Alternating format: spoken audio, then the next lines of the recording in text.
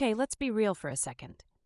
What if I told you that dreaded family gathering isn't just awkward? It's a glitchy multiplayer escape room you've been forced to play your whole life. And your relatives? They're just background characters running on default programming. You walk through the door, brace for impact, and suddenly, bam, you're in the interrogation spotlight. You hear your aunt's voice first, dripping with sweetness. So, are you dating anyone special? Then your grandpa chimes in, leaning forward. Your grades, are they good?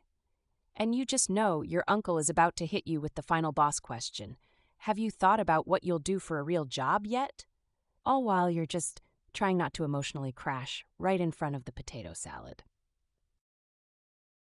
If you've ever sat at a dinner table feeling like you were trapped in the world's most awkward, high-stakes multiplayer game, a game you never signed up for, I need you to know one thing.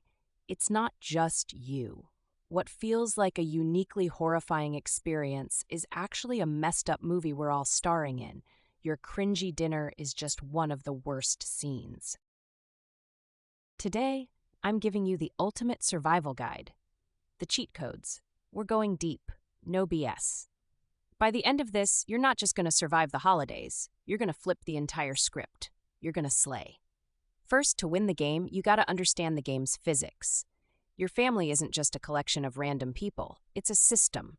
The best way to picture it is like one of those baby mobiles hanging over a crib. This all comes from what psychologists call family systems theory. If you poke one little wooden duck on that mobile, the whole thing wobbles and spins because every other part is connected. That's your family. Your brother's bad mood, your mom's anxiety, your dad's stress, it all affects the entire system. The system is always trying to find balance, or what therapists call homeostasis, even if that balance is totally toxic. Now, let's get into the real talk. According to this theory, the biggest level up for you is something called differentiation of self. That's a fancy term for figuring out where you end and your family begins. It's the struggle to have your own thoughts and feelings without getting completely swamped by everyone else's. Can you stay calm when your mom is freaking out? Or do you get emotionally fused, where her anxiety instantly becomes your anxiety?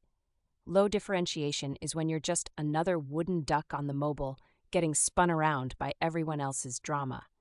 High differentiation is when you can stay centered even when the whole mobile is shaking. That's the goal. Another common glitch in the system is the emotional triangle. This happens when two people are stressed out and they pull in a third person to stabilize things.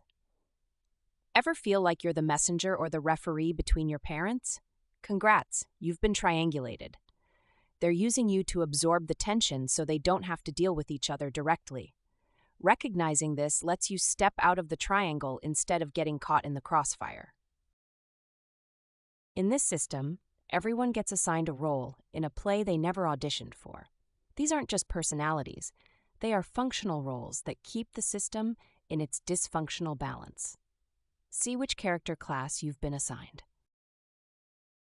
First up, we have the hero, or the golden child, who is the overachiever with perfect grades that makes the family look good on the outside, hiding all the cracks underneath. Then there's the scapegoat, or the black sheep, who gets blamed for everything and serves as a convenient distraction from the real issues. But here's the tea. The scapegoat is often the most emotionally honest one. The truth teller brave enough to point out that the system is broken. Another common role is the peacemaker, your family's personal UN peacekeeping force.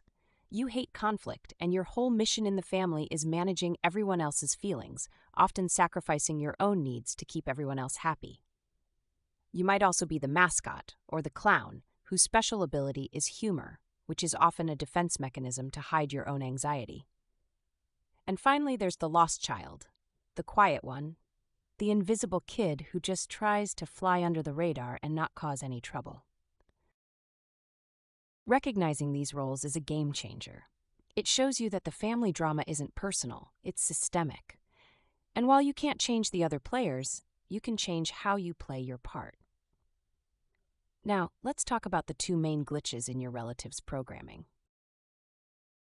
First, there's the generational glitch you know all too well. Your older relatives are basically running on different software than you are.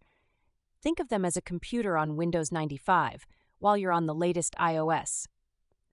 They were programmed in a world where face-to-face chats weren't optional, they were the default. A phone call for them is normal. For you, it can feel intrusive, like someone walking through your front door without knocking. So, when your aunt asks a million questions, she might genuinely think she's just making conversation. But we need to go deeper. This isn't just about age. It's often about culture. Many of you might be living in a clash between an individualist culture and a collectivist one. Your world, school, friends, the internet, is probably highly individualistic. It's all about personal achievement, independence, and your right to privacy.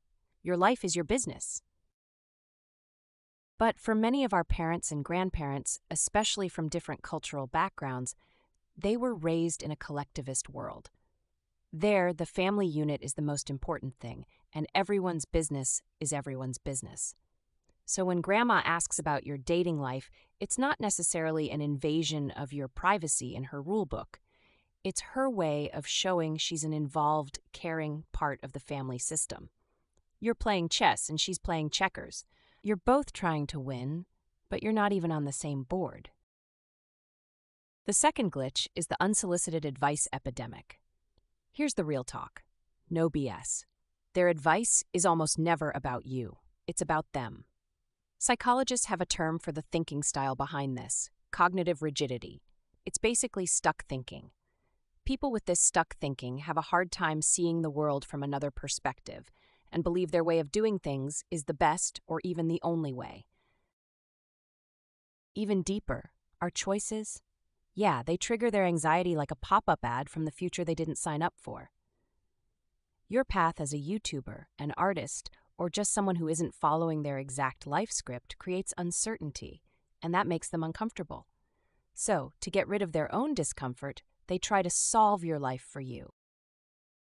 Their advice is a desperate attempt to put you back in a box they understand.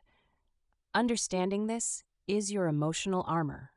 When you get this, you can stop taking it personally and think, there's Uncle Ron performing his need to soothe his own anxiety script again. It's not about you. It's about his programming. So there you have it. That is the complete diagnosis. You now understand your family's operating system and your relatives' programming glitches. This is the why behind all the awkwardness. In part 2, we get to the good part, the how. Now that you understand the game, I'm giving you the cheat codes.